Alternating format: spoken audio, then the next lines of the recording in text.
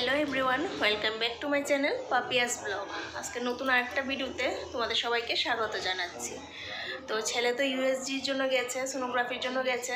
তো যাওয়ার পর মানে আধা ঘন্টা হতে না হতেই ডাক্তার এসে গেছে আর কি। তো তার জন্য ওখান থেকে আবার ফিরে এসেছে, এসে ডাক্তারের সঙ্গে দেখা করলো, ডাক্তার চেক আপ করলো, কী মানে যা যা রিপোর্ট এসেছে ওগুলি দেখেছে।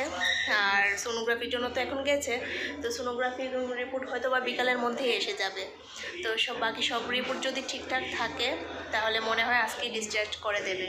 তো এখন দেখা যাক, ইউএসজি রিপোর্টটা আসুক, তারপর ব্লাড কালচারের রিপোর্টও এখনও আসেনি, ওইটা হয়তো বা বিকালের মধ্যেই আসবে। মানে বাকি সব রিপোর্টগুলি হয়তো বা বিকালের মধ্যেই আসবে। তো রিপোর্টগুলি সব কিছু যদি ভালো থাকে তাহলে হয়তো বা আজকেই ডিসচার্জ করে দেবে। তো এখন দেখা যাক ডিসচার্জ করে কি না।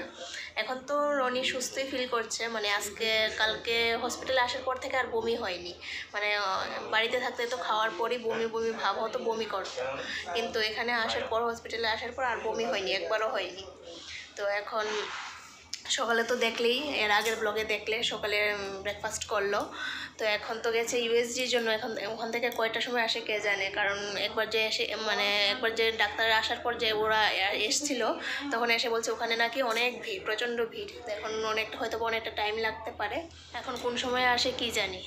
আর এদিকে ফ্রুট স্যালাড দিয়ে গেছে, ব্রেকফাস্ট তো দিয়েছিল 8:30টার দিকে, আর এখন ফ্রুট স্যালাড দিয়ে গেছে। এখন 11টা বাজে, তো এখন ফ্রুট স্যালাড দিয়ে গেছে। এখন কটার সময় আসে ওখান থেকে সোনোগ্রাফি করিয়ে কে জানে। সোনোগ্রাফি করিয়ে এসে তারপরে এই স্যালাডটা খাবে আর কি। দুপুরের খাওয়া দাওয়া হয়ে গেছে, রনিও লাঞ্চ করে নিয়েছে, রনিরও লাঞ্চ করা হয়ে গেছে। আর আমি আর ওর পাপা বাইরে থেকেও লাঞ্চ করে এসেছি, মানে হসপিটালেরই ক্যাফেটেরিয়া আছে, ওখান থেকেই লাঞ্চ করে এসেছি আর কি। তো রনি লাঞ্চ করে এখন একটু হাঁটাহাঁটি করছে, একটু কত আর বসে থাকবে। তো বসে থাকতে থাকতে ভালো লাগছে না, একটু হাঁটাহাঁটি করছে লাঞ্চ করার পর। আর আজকে মনে হয় ডিসচার্জ দিয়েই দেবে, সোনোগ্রাফি রিপোর্টটা এসে গেছে, ঠিকই আছে মোটামুটি বলছে। তো এখন ডাক্তারের সঙ্গে কথা বলবে, হোয়াটসঅ্যাপে সব পাঠাবে রিপোর্ট পাঠালে তারপর ডিসচার্জ দিয়ে দেবে মনে হচ্ছে। এই কেবিনের ভিতরে বসে থাকতে থাকতে আর ভালো লাগছিল না, তো এতক্ষণ ধরে তো কেবিনের বাইরে হাঁটছিল। তো এখন এদিকে সেই সিটে একটু এসে বসলাম।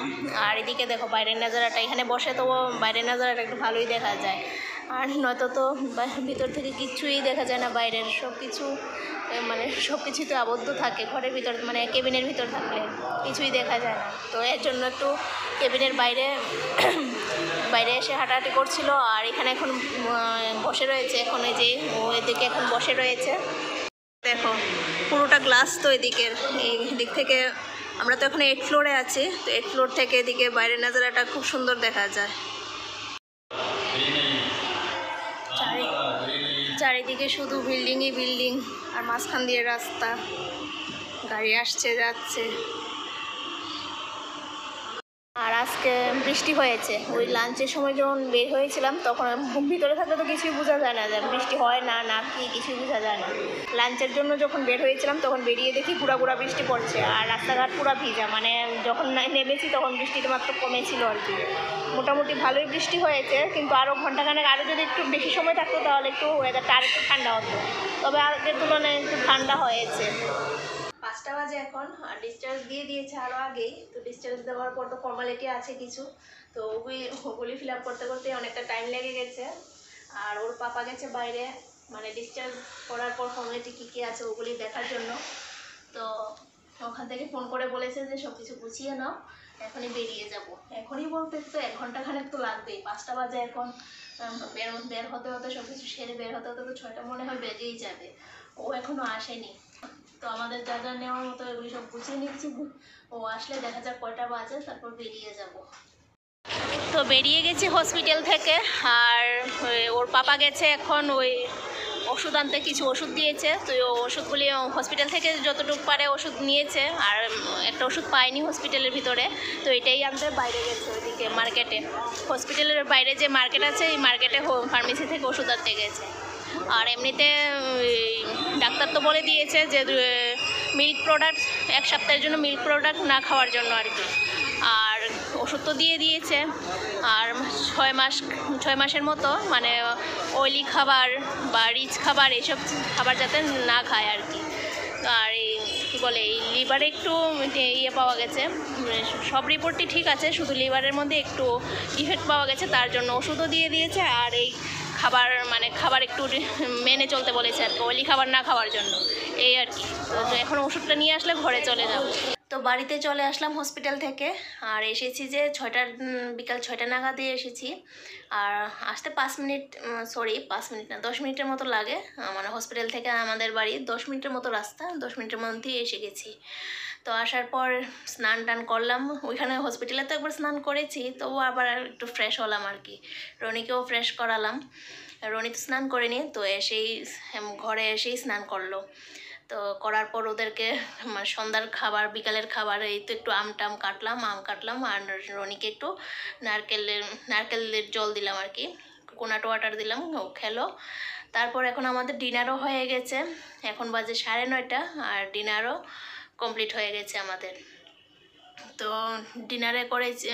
ডিনারে রনিকে দিয়েছি।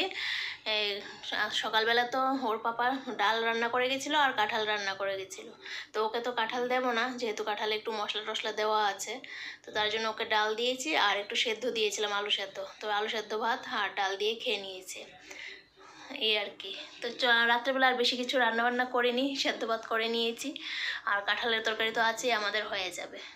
তো আমাদের সবার ডিনার হয়ে গেছে, এখন আর কিছু করার এনার্জি নেই, এখন ঘুমিয়ে যাব, প্রচণ্ড ঘুম পাচ্ছে। আর রনি আর রনির পাপা বসে বসে এখন খেলা দেখছে, আজকে ইন্ডিয়া আর অস্ট্রেলিয়ার খেলা আছে, তো ওইটাই দেখছে। জানি না কতটুকু অবধি দেখবে, আমি এখন ঘুমিয়ে যাব, আমার প্রচণ্ড ঘুম পাচ্ছে।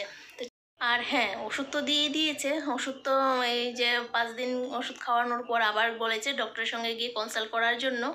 5 দিন পরে আবার ডাক্তার সাথে দেখা করতে হবে, জানাতে হবে যে কীরকম পর্যায়ে আছে আর কি, এই আর কি। তো ওষুধ দিয়েছে, যেটা ওষুধ খাবে আর নিয়ম মাফিক খাওয়া দাওয়া করবে, দেখা যাক 1 মাস 5 দিন তো দুধের প্রোডাক্ট কোনো কিছু খাবেই না, আর 6 মাসের মতো তৈলাক্ত খাবার কোনো কিছুই খাবে না, নর্মাল স্পাইসি না, কোনো স্পাইসি খাবারই না, নর্মাল খাবার মানে তেল মশলা কম দিয়ে খাবারই খাবে। তো খেয়ে দেখুক কতটুকু ইমপ্রুভমেন্ট হয় আর কি। তো এই হয়েছে ব্যাপার, মানে লিভারের থেকেই হয়তো বা এইটা হচ্ছে, বমিটা হচ্ছিল, এই আর কি। তো চলো আজকে ভিডিওটা এই পর্যন্তই, আবার দেখা হচ্ছে নতুন দিনে নতুন আরেকটা ভিডিওর সাথে।